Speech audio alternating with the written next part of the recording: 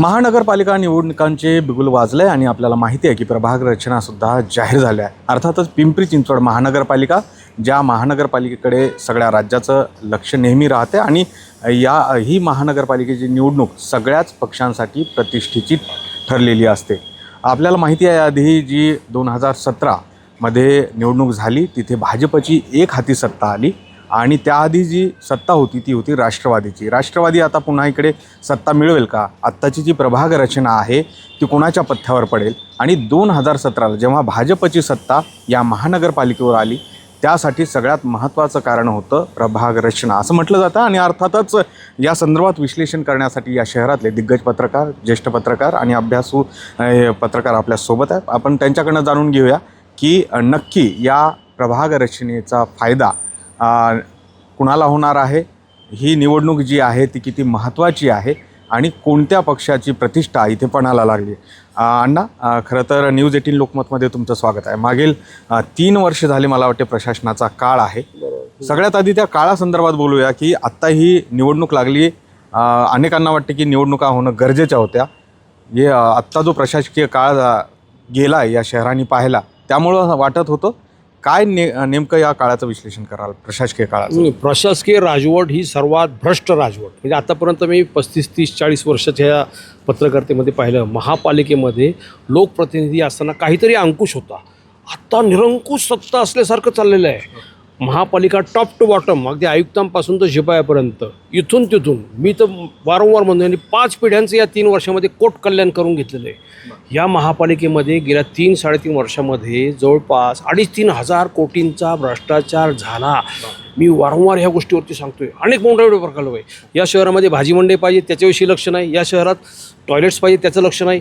आयुक्तांचं लक्ष, प्रशासनाचं लक्ष फक्त टक्केवारीवरती आहे. मोठे मोठे प्रोजेक्ट जे 100 कोटी 125 कोटी अशा प्रकारचे आहेत, 30 ते 40% करप्शन आहे, करप्शन. आणि दुर्दैव असं आहे की इथे सत्ता ह्या प्रशासनाला हे कोणाचा म्हणजे त्यांना खरा आधार कोणाचा तर राज्य सरकारचा आहे. राज्य सरकारच्या आशीर्वादाने हे सगळं चाललेलं आहे. पण विरोधकांनी त्याच्यावरती अंकुश ठेवायला पाहिजे. मध्ये ठाकरेंची शिवसेना काय असू द्या, शरद पवारांची राष्ट्र असू द्या किंवा काँग्रेस असू द्या, अक्षरशः झोपी गेलेले आहेत. मेल्यासारखी त्यांची परिस्थिती आहे. मनसे काय सगळेच विरोधक शिल्लकच नाही आहे.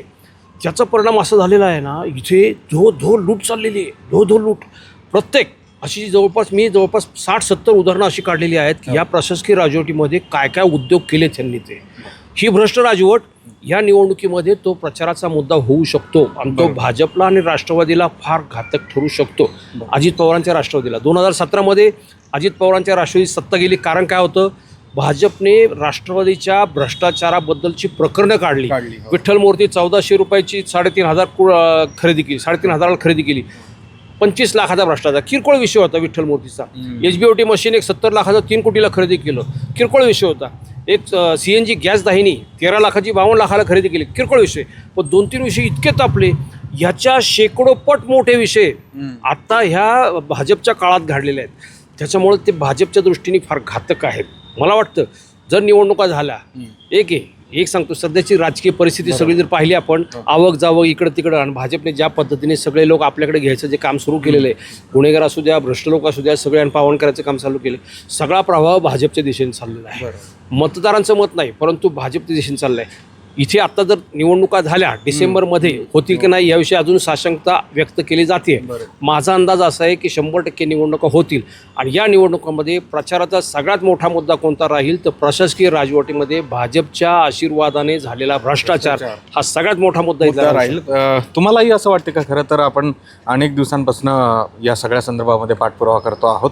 28,000 कोटी रुपयाचा 3 वर्षामध्ये अर्थसंकल्प मांडला गेला असेल, दरवर्षीचा 8,000 याप्रमाणे. त्या प्रमाणात विकास कामं झाली आहेत का?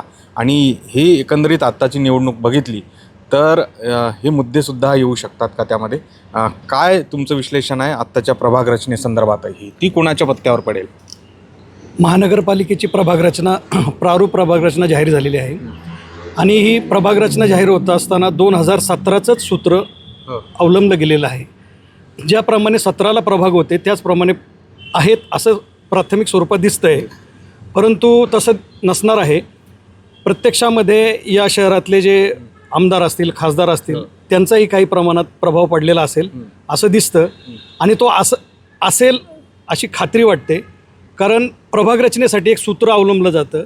ते सूत्र म्हणजे नद्या, नाले, त्याचप्रमाणे रेल्वे लाईन, रस्ते. तर हे सूत्र या प्रभाग रचनेत काही अंशी तुटल्यासारखं मला दिसतंय आणि 2017लाही तसंच होतं. आता ते अधिक प्रमाणात दिसतंय. तर या संदर्भात आता सुनावणी आणि हरकती आहेत. हरकती सुनावणीच्या निमित्तानं या शहरातले जागरूक नागरिक किंवा जे इच्छुक असतील ते किती प्रमाणात विरोध करतील, त्याच्यावर हरकती हे करतील आणि त्या संदर्भातली सुनावणीनंतर काय बदल होतील हे निश्चितच पाहावे लागणार आहेत. अर्थातच नैसर्गिक हद्दी महत्त्वाच्या असतात प्रभाग रचना करत असताना. तुम्ही काय एकंदरीत या ज्या पद्धतीने प्रभाग रचना आता जाहीर झालेली आहे, निवडणूक आयोग तर सगळी तयारी केलं म्हणतंय, परंतु हे कुणाच्या पथ्यावर पडेल असं वाटतंय आणि या आधीची जी प्रभाग रचना होती ती मात्र भाजपला फायद्याची ठरली असं म्हटलं जात होतं. तीच प्रभाग रचना असेल तर पुन्हा एकदा भाजपलाच फायदा होईल का, कसं बघताय? मागच्या वेळी 2017ला जी महापालिका निवडणूक झाली त्यावेळेस जी प्रभाग रचना होती ती भाजपच्या सोयीचीच करण्यात आलेली होती, हे कटू सत्य आहे. आणि नव्याने जी प्रभाग रचना केली आहे, काल मी नंतर महापालिका आयुक्त शेखर सिंह साहेबांनी जेव्हा पत्रकारांच्या माहितीसाठी जे प्रभाग रचना टाकली, म्हणजे समजा प्रभाग क्रमांक 15 प्राधिकरण, तर त्याच्यामध्ये कुठला भाग समाविष्ट होतो ह्याच्यावरती एक नजर टाकल्यानंतर लक्षात येतं की बहुतांशी प्रभाग रचना या आहे तशाच ठेवण्यात आलेल्या आहेत. पण केवळ प्रभाग रचनेचाच एखाद्या पक्षाच्या यशापयशावर परिणाम होतो असं मी मानत नाही. कारण मागच्या वेळची परिस्थिती अशी होती, आपल्याला लक्षात असेल की मागच्या महापालिका निवडणुकीच्या तोंडावरती लक्ष्मण जगताप असतील, परत महेश लांडगे असतील, असे मोठे मोहरे भाजपला सापडले. आजमबाई पानसरे यांनी सुद्धा राष्ट्रवादीतून भाजपमध्ये प्रवेश केला होता. त्यांच्या एकत्रित ताकदीचा मोठा फायदा भाजपला झाला नाही. तर भाजपची संख्या किती होती पिंपरी महापालिकेत? 3, 13 ह्याच्या पलीकडे भाजप गेलेलं नव्हतं. राष्ट्रवादीच्या आयात ताकदीचा भाजपला त्यावेळेस फायदा झाला. आत्ताची परिस्थिती लक्षात घ्या की दिवंगत लक्ष्मण भाऊ जगताप जे डॅशिंग नेते होते आणि 4 कार्यकर्त्यांना आपल्याकडे आणण्याची ताकद ठेवत होते, त्यांना निवडून आणण्याची क्षमता ठेवत होते. आज महेश लांडगे वगळता भाजपमध्ये कोण चेहरा आहे असा की 4 माणसं निवडून आणू शकतो, असा तो एक भाग आहे. दुसरी महत्त्वाची गोष्ट आहे की भाजपने सुद्धा प्रभाग रचना करताना राष्ट्रवादी काँग्रेस स्वतंत्ररित्या लढू शकते अशा प्रकारचा विचार केला आहे. त्यांनी शक्यतेचा सगळा विचार केला आहे की तिन्ही पक्ष स्वतंत्र लढतील आणि या परिस्थितीमध्ये आपल्याला कसा विजय मिळेल हे भाजपने जरी पाहिलेलं असलं तरी यावेळेस स्वतंत्र लढल्यानंतर राष्ट्रवादी काँग्रेसच्या आत्ताच महापालिकेमध्ये 128 पैकी 36 नगरसेवक आहेत आणि भाजपचे 77 आहेत. अपक्ष 5 जणांचा भाजपला समर्थन आहे. व भाजपने राष्ट्रवादी काँग्रेस अजित पवार गटाच्या ताकदीकडे दुर्लक्ष करता येणार नाही. मात्र एक सत्य आहे की राष्ट्रवादी काँग्रेसची ताकद वाढल्याने भाजपला काही फरक पडत नाही, कारण महापालिका निवडणुकीनंतर एकत्र येण्याचा मार्ग त्यांच्यासाठी खुला आहे. आणि दुर्दैवाने पिंपरी चिंचवड महापालिका क्षेत्रामध्ये महाविकास आघाडीची ताकद अतिशय क्षीण अशी झालेली दिसतीये. राष्ट्रवादी काँग्रेस शरदचंद्र पवार गटाचे कुठलीही आंदोलनं होत नाहीत, त्यांच्यामध्ये पक्षांतर्गत मतभेद आहेत. शिवसेनेचा विचार करायचा झाला तर शहर प्रमुख संजोग वगैरे ज्यांना लोकसभेला शिवसेनेने मोठ्या विश्वासाने उमेदवारी दिलेली आहे ते शिवसेनेचं काम करताना दिसत आहेत, पण त्यांच्या पत्नी उषाताई आणि मुलगा ऋषिकेश वगैरे हा अजित पवारांची पाठराखण करताना दिसतोय. त्यामुळे संजोग वगैरे कधी शिवसेना सोडतील याच्याबाबत खात्री देता येत नाही. काँग्रेसमध्ये सुद्धा प्रचंड लाथाळे आहेत. कैलास कदम खूप महत्त्वाचा मुद्दा तुम्ही अधोरेखित केला, परंतु तरीही आत्ताची निवडणूक आहे ती खूप महत्त्वाची आहे. 3 वर्षानंतर होती. प्रशासकीय राजवटी आधी आपण अनुभवली नव्हती. आत्ता जे काय प्रभाग रचना असेल, मतदारांची संख्या असेल आणि एकंदरीत निवडणूक असेल, हे किती महत्त्वाची ठरती या सगळ्या पार्श्वभूमीवर? नाही, आता बघितलं तर ना प्रभाग रचना पूर्वी 2017ची होती त्याप्रमाणेच आहे. त्यामुळं आत्ताच्या ह्या निवडणुकीमध्ये हे स्वतंत्र जे पक्ष आहेत, भाजप असेल, राष्ट्रवादी असेल आणि अजितदादाचा जो गट आहे, ते एकत्र लढणार का वेगवेगळे लढणार त्याच्यावर बरेचसं डिफेंड आहे.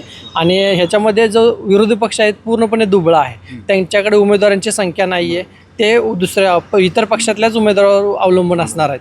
त्यामुळे ह्या पक्षामध्ये सध्या बघितलं तर खरी लढत भाजप आणि अजित पवार गटामध्येच होईल असं मला वाटतं. अर्थात हे खूप महत्त्वाचं आहे, परंतु आत्ता जर बघितलं ही राजकीय समीकरणं जरी असली तरी ही निवडणूक वेळेत होणं गरजेचं आहे. आपण मागच्या अनेक दिवसांपासून नागरिकांमध्ये त्याचा रोष दिसतो की लोकप्रतिनिधी नाही आहेत आणि त्यामुळं आता निवडणूक वेळेत होईल का, वाटतंय का, किंवा या प्रभाग रचनेत काही बदल होतील का? 3चा प्रभाग करायचंही मध्ये चर्चा होती, यासाठी देखील महापालिका तयार असेल का? काय चित्र असणार? 2017च्या महापालिका निवडणुकीनंतर जेव्हा 2022मध्ये महापालिकेचा कार्यकाल संपत होता, त्याच्या अगोदरपासून पूर्णपणे महापालिका निवडणूक होणार आहे असं सगळं वातावरण होतं. परंतु त्याच्यानंतर आपण बघितलं वारंवार वेगवेगळे बदल झाले, अगदी सुप्रीम कोर्टातल्या काही याचिका आणि नंतर शासनाचे काही निर्णय, याच्यामुळे निवडणूक सातत्याने लांबली आणि आज आपण बघतो की गेले जवळपास 3 वर्षांपेक्षा जास्त काळ महानगरपालिकेमध्ये प्रशासक आहेत. ह्या सगळ्या याच्यामध्ये प्रभाग रचनेची प्रक्रिया आत्ता शासनानं आणि निवडणूक आयोगानं पूर्ण केलेली आहे. त्याच्यानुसार प्रभाग रचना जाहीर केलेली आहे. मात्र आता याच्यानंतर हरकती आणि पुन्हा सुनावणी ह्या सगळी प्रक्रिया आणि नंतर अंतिम प्रभाग रचना, तोपर्यंत आणखी काही होईल का, किंवा शासनाचे काही नवीन निर्णय होईल का, किंवा आणखी काही बदल होतील का, ह्या अनुषंगानं पुन्हा निवडणूक लांबण्याची शक्यताही नाकारता येत नाही. परंतु सद्यस्थितीत तर असं दिसतं की शासन निवडणूक घेण्याच्या तयारीत आहे. अर्थातच, आणि त्यामुळे निवडणूक वेळेत होईल अशी सगळ्यांची अपेक्षा आहे. कारण की पिंपरी चिंचवड शहर जे विकासाचं रोल मॉडेल म्हणून प्रसिद्ध आहे राज्यभरात, ते कुठेतरी ढासळत चाललं आहे का या शहराचा विकास, अशी परिस्थिती सध्याची आहे. आणि त्यामुळे या सगळ्या प्रक्रियेमध्ये लोकांना लवकरात लवकर सहभागी करून ही जी स्थानिक स्वराज्य संस्था आहे ती लोकांच्यासाठी चालवली जाईल का, असा प्रश्न या निमित्तानं उभा राहिला आहे. वेळेत निवडणुका झाल्या तर अर्थातच त्या कोणासाठी महत्त्वाच्या ठरतील आणि पुन्हा इथे कुणाची सत्ता येईल याकडे आता सगळ्यांचं लक्ष लागलं आहे. सुरेश पाटील सर, गोविंद वाकडे, न्यूज 18 लोकमत, पिंपरी चिंचवड.